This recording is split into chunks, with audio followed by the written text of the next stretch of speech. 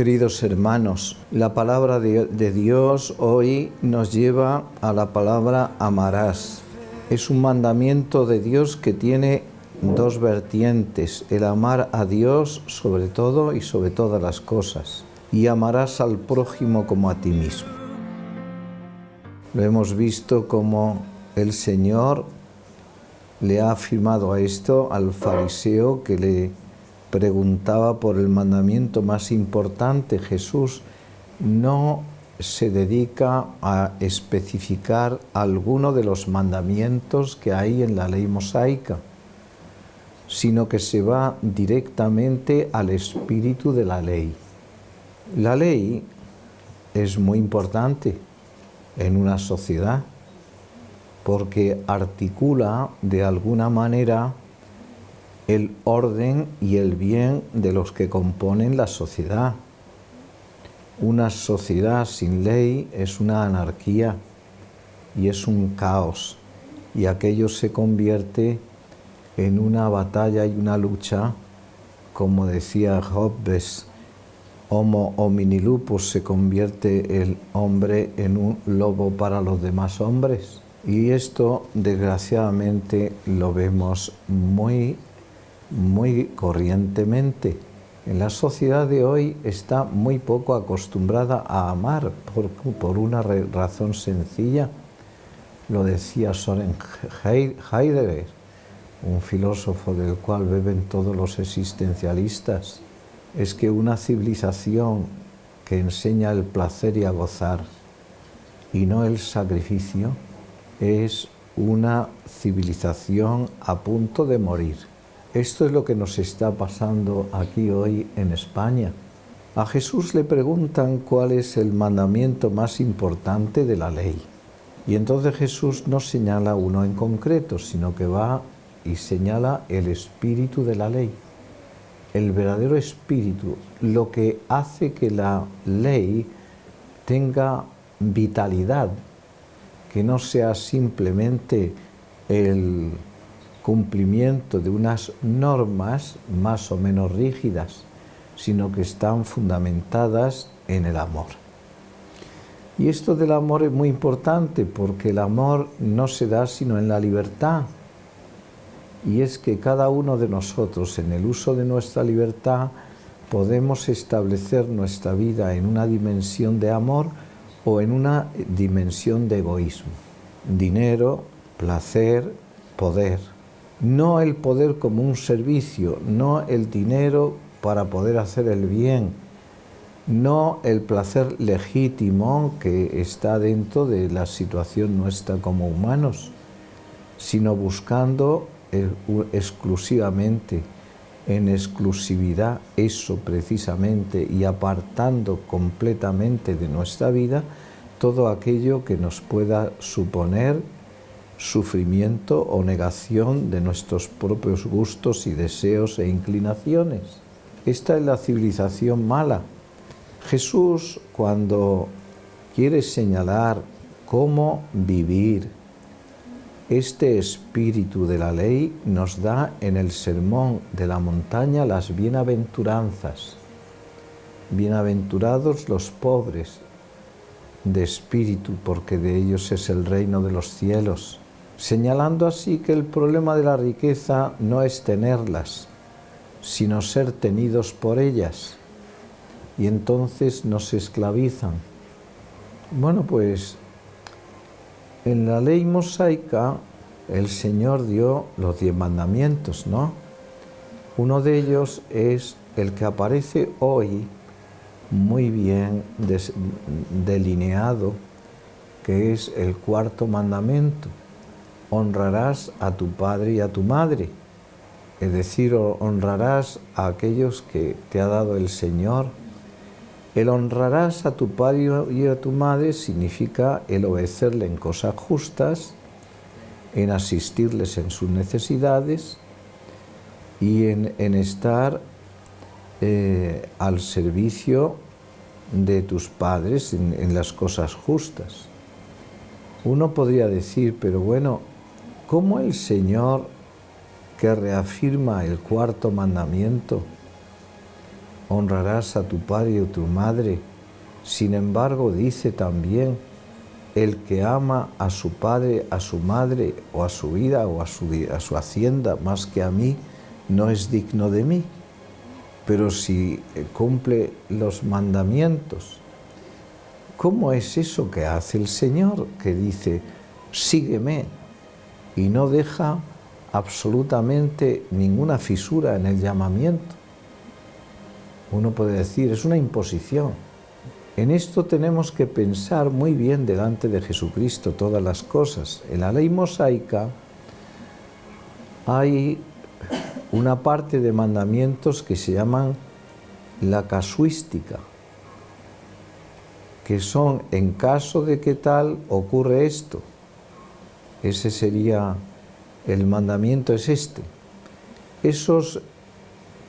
Esas leyes casuísticas pueden y deben ser reformadas según el paso del tiempo, porque podría ser que utilizando aquellas leyes se incurriesen en una injusticia y en una falta total de caridad.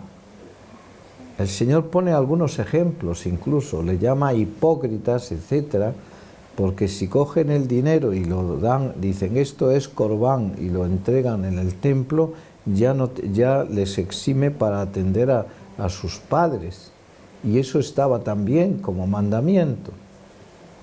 Evidentemente que si en un momento dado, por algunas razones concretas, se ha tenido algunos mandamientos de lo que podríamos decir casuística, evidente. Pero hay otros mandamientos que son apodícticos. Y los apodícticos son los que no pueden cambiar. Como es, escucha Israel, solamente hay un Dios, amarás al Señor con todo tu corazón, con todas tus fuerzas, con toda tu mente. Se lo enseñarás así a tus hijos, saliendo y entrando, cuando vayas de camino, cuando te acuestes, cuando te levantes. Tienes que tener en cuenta esto. Son mandamientos que se dicen apodícticos. Apodícticos tienen que ser otra vez reinterpretados por Jesucristo, no reinterpretados, sino puestos en su lugar, como es el tema de dar libelo de repudio a la mujer y despedirla por cualquier cosa. Y cuando le plantean el tema del divorcio, Moisés nos permitió divorciarnos, ¿tú qué piensas? Y el Señor dirá, en el principio no fue así, y os permitió por vuestra dureza de corazón, es decir, porque sois unos hombres que no guardáis de ninguna manera fidelidad a vuestras esposas. Y entonces el Señor tiene que reinterpretar otra vez y decir lo que es sobre ese asunto. Esa tendencia la tenemos también nosotros, como el pueblo judío, ¿eh? Cuando menos te lo esperas, ya estamos queriendo tener una mujer, despedirla y buscarnos otra, y estamos en el mismo planteamiento que el Señor orilló completamente. Esos mandamientos apodícticos son los que no pueden variar. De mutatis mutandi, es decir, cambiando lo que hay que cambiar, también eso sucede en la Iglesia. Por algunas razones de tipo sociológico, de tipo histórico, etcétera, ciertas cosas que tienen vigencia la pierden en un momento dado, porque la Iglesia tiene que ser un instrumento de salvación para todos los hombres, y en algunos momentos los hombres pueden no llegar a entender aquello, o resulta que ya no se puede cumplir aquello. Como las leyes del ayuno eucarístico 12 horas antes por la noche, y las misas se celebraban por la mañana en función del ayuno, ¿verdad? Y no se podían tener la Eucaristía por la tarde, porque había que tener 12 horas de ayuno, y entonces si quieres cumplir el ayuno eucarístico, comulgar todos los días, pues no puedes comer ningún día, vamos, esto es una cosa evidente. Entonces, hay ciertas cosas que pueden variar, pero otras que no pueden variar de ninguna manera. Es decir, la presencia de Cristo en la Eucaristía. Es decir, lo que llamamos nuestros padres, primero llamaban el pan eucaristizado, que es la Eucaristía. Ahí está presente Jesucristo nuestro Señor. Y este dato de la fe no lo podemos cambiar, porque el mismo Cristo dijo: esto es mi cuerpo que se entrega por vosotros. Por lo tanto, si dice esto es una realidad ontológica, no es una cuestión pasajera significante. Este pan significa mi cuerpo, sino que es mi cuerpo. Y por eso es por lo que tenemos la adoración, los cristianos. Y cuando pasamos delante del sagrario nos arrodillamos porque está el Señor presente. Más se desarrolla la conciencia eucarística en el fiel cristiano y más se da cuenta del gran don de Dios y a la misma vez las obligaciones que comporta la realidad ontológica de que Cristo está con nosotros en la Eucaristía. Esas son verdades apodícticas, son verdades invariables, no pueden variar. Bueno, nosotros tenemos que tener en este sentido cuidado para saber distinguir y tener serenidad para no precipitarnos en juicios apresurados. Por ejemplo, en la primera lectura aparece ahí Orfá y Ruth, que son nueras de Noemí, casadas con hijos de Noemí. Murió el marido de Noemí y murieron también los dos hijos de Noemí, es decir, los que estaban casados con Orfá y con Ruth. Hemos de suponer que se murieron pronto, que no, se murieron siendo jóvenes.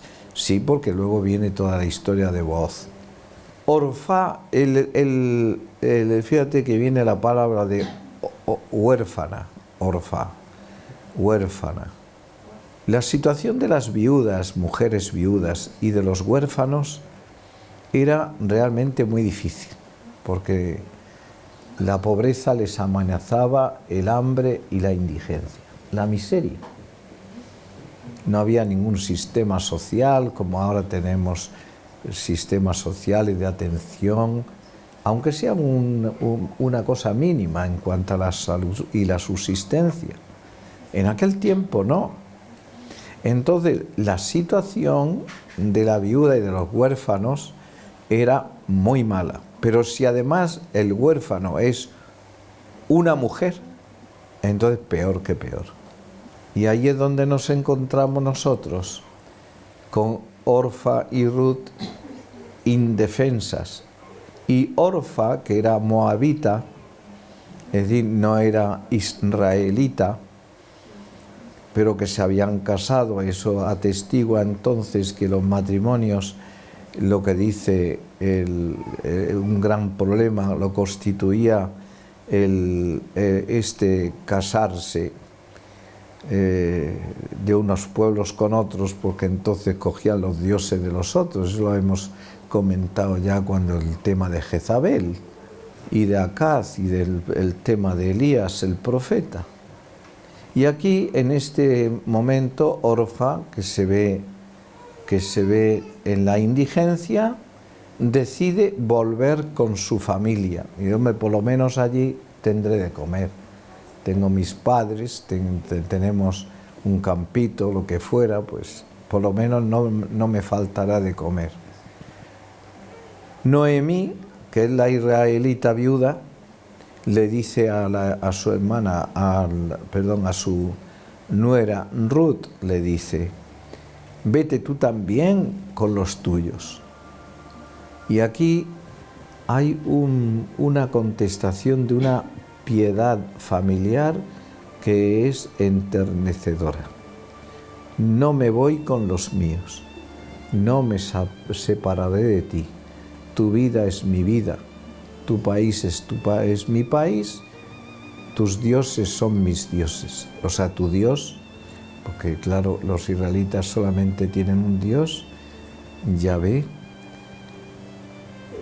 Tu Dios es mi Dios. Y entonces hace este sacrificio de permanecer fiel a la suegra, Noemí, para atenderla, para socorrerla, para estar con ella. Y correr las dos la misma suerte.